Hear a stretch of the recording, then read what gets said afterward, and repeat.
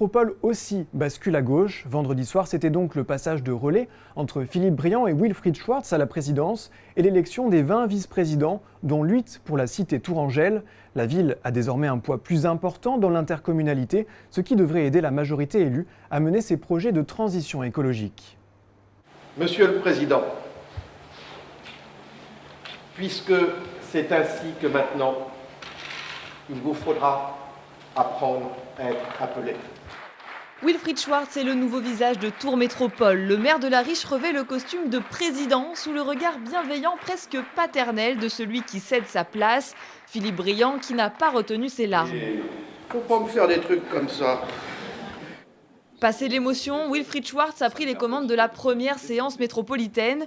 Au programme, bien sûr, le vote des 20 nouveaux vice-présidents. Et pour la première fois, c'est une femme, Cathy Savouret, élue à Tours, aux côtés d'Emmanuel Denis, qui secondera le président.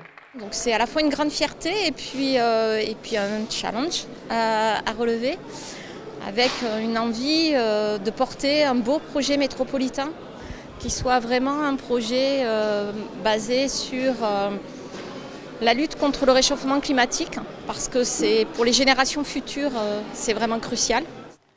Immédiatement, le nouveau président est plongé dans le bain. Plusieurs élus taclent Wilfried Schwartz sur la hausse de ses indemnités et celle des vice-présidents qui alourdira le budget de la métropole.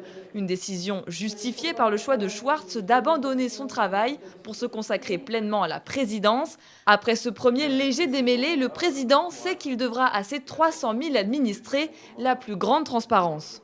Ça, je m'y engage et ça va vraiment être l'objectif du pacte de confiance que l'on va élaborer à partir du mois de septembre avec l'ensemble des élus métropolitains. Il faudra y associer les habitants pour qu'il y ait une place plus directe dans l'élaboration de notre politique publique de nos concitoyens. Ça, c'est vraiment un enjeu fort du mandat.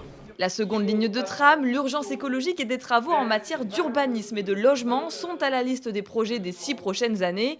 La nouvelle gouvernance veut porter une métropole de la transition.